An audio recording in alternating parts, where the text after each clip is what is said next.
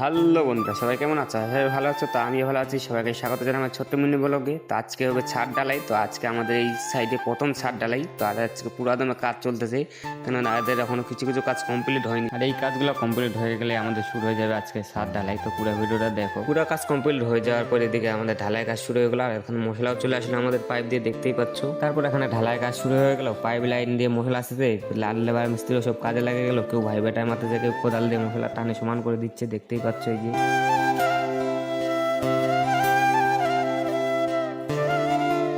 এদিকে ঢালাই চলতেছে। আর আজকে রোদ গরমও প্রচুর, তবুও কিছু করার নেই, কাজ তো করতেই হবে, সে যতই রোদ গরম হোক না কেন। তারপরে এখানে কাজ করতে করতে হয়ে যায় দুপুর, আর লেবার মিস্ত্রি সব চলে যায় খাওয়ার জন্য রুমে। আর আমাদের ছাদও প্রায় অনেকটা ঢালাই হয়ে গেছে, এই যে দেখতেই পাচ্ছ তোমরা এদিকে।